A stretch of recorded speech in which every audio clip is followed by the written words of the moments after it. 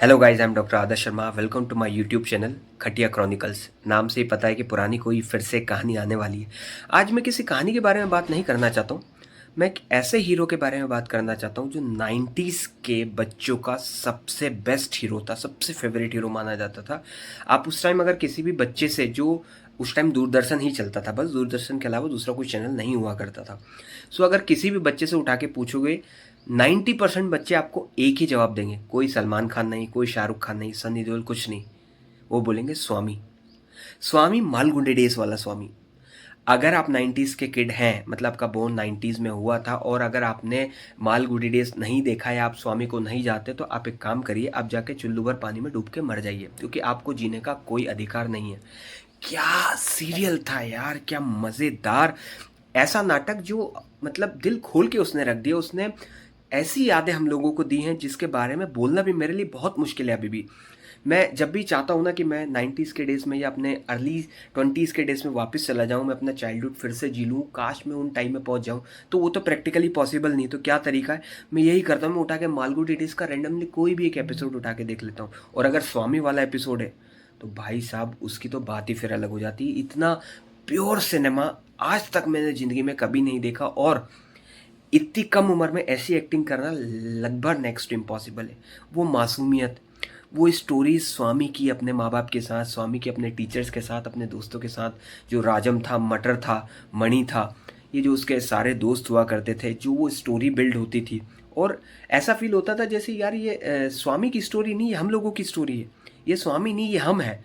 अपने आप को फील करते थे, और थोड़े टाइम के लिए तो डे ड्रीमिंग में चले जाते थे, वो देखते देखते कि नहीं ये मैं ही हूँ, मेरे साथ ही ये सब हो रहा है। उसमें जब वो अब उसके पेरेंट्स, जो उसके पापा जो होते हैं, वो स्वामीनाथन के जो पापा होते हैं, वो उसको पढ़ने के लिए फोर्स करते हैं और उसको समझाते कि नहीं भाई पढ़ ले, वरना गर्मियाँ की छुट्टी तो आएंगी आएंगी, तुम अपने दोस्तों से पीछे रह जाओगे। And that was very beautiful, the stories, the characters, everything was really really very fine. So मैं सिर्फ आपको इस वीडियो के थ्रू इतना बताना चाहता हूँ कि जब भी आपको लगता है कि नहीं भाई आप थोड़ा बोर हो गए हैं, आपको लग रहा है कि ज़िंदगी शिथिल सी हो गई है, कोई बचपने की कोई चीज़ याद आ जाए वापस, या कुछ ऐसा चीज़ जीने को मिल जाए जिसमें मज़ा आ जाए, तो ये 90s के बच्चों के लिए बड़ी मुश्किल आज ये हो रही है। क्योंकि वो लोग जो नई जनरेशन है उनके साथ मिल खुल के नहीं रह पा रहे हैं, क्योंकि उनकी आदतें अलग है। वो डिस्को में जाना, पब में जाना, बार में जाना बहुत ज़्यादा पसंद करते नहीं हैं। वो काम करते हैं, और काम के अलावा अगर उन्हें टाइम मिलता है तो वो बस एक ही ख्वाहिश होती है, काश वो 90s वाला टाइम एक बार जीने को मिल जाए। तो गाइज मेरे दिल में तो ये ख्वाहिश हर रोज़ होती थी कि कहीं मुझे कुछ तो मिले। फिर आज से 4-5 साल पहले जब मैंने अपना खुद का काम शुरू किया तो मुझे थोड़ा टाइम मिलने लगा।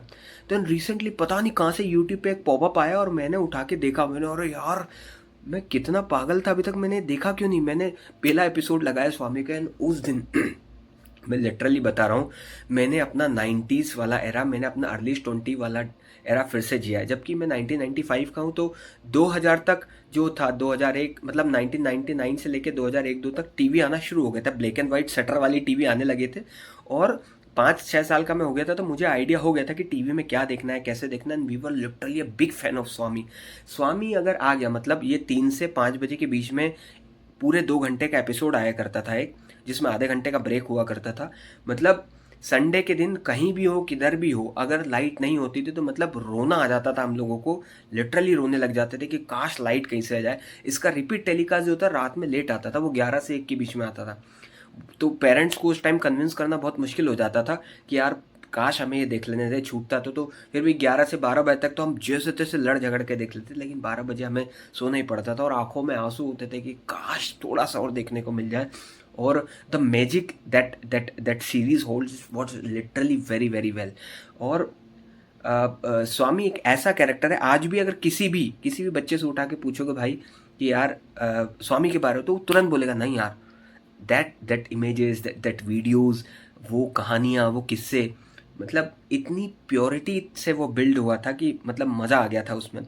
और मालगुडी डेज में और भी बहुत सारी कहानियाँ थी, जिसमें सबसे मेरी फेवरेट एक और कहानी थी माली वाली, जिसमें उसके जो फादर होते हैं वो फ्रीडम फाइटर, मतलब गांधी जी के साथ उनने काम किया होता है, और माली उनको इतना परेशान करता है, इतना करता है। And that that beautiful story tell कि कैसे पुराने टाइम हुआ करते थे, मतलब कितना मज़ा पहले आया करता था।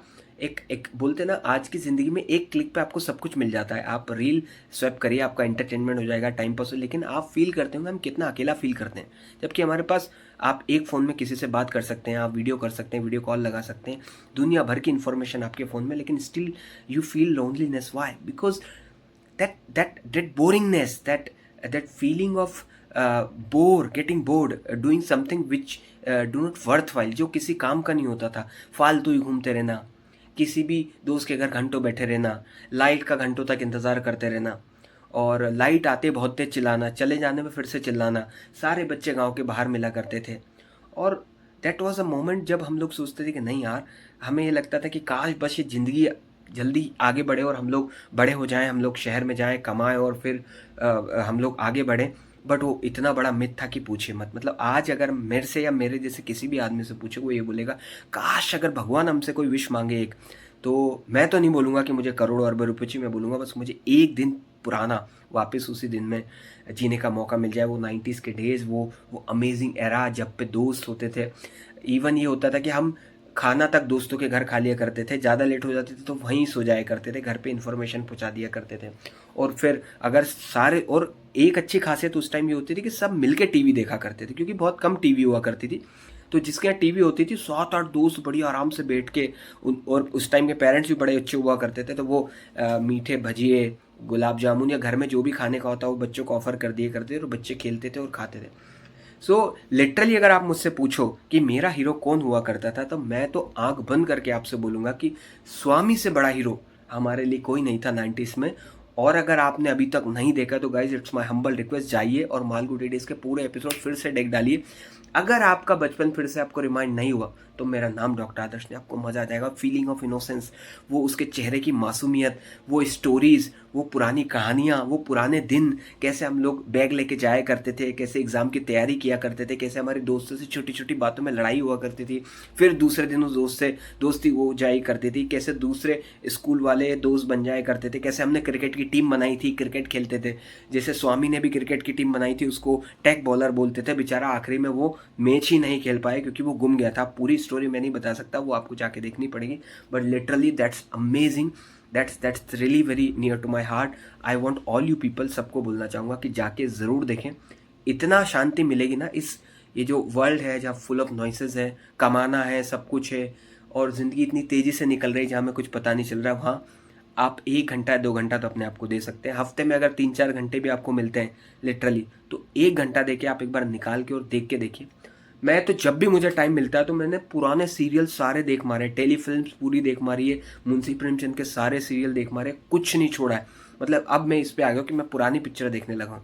सो अगली वीडियो में मैं फिर आपको और दूसरी चीज़ें बताऊँगा। पर गाइज, इफ़ यू लाइक, अगर तुम्हें मालगुडी डेज पसंद था और अगर तुम्हें स्वामी आज भी तुम्हारा हीरो, तो कमेंट और लाइक ज़रूर करें। कमेंट में ज़रूर बोलें कि yes we love Swami and we want कि मालगुडी डेज हम लोग ज़रूर देखें। और अगर टेलीकास्ट वापस हो जाए तो मज़ा आ जाएगा, लेकिन यूट्यूब पे फ्रीली अवेलेबल है, देखिए और अपनी यादें, पुरानी जो पुरानी यादें उनको ताज़ा करिए और जीते रहिए दोस्तों।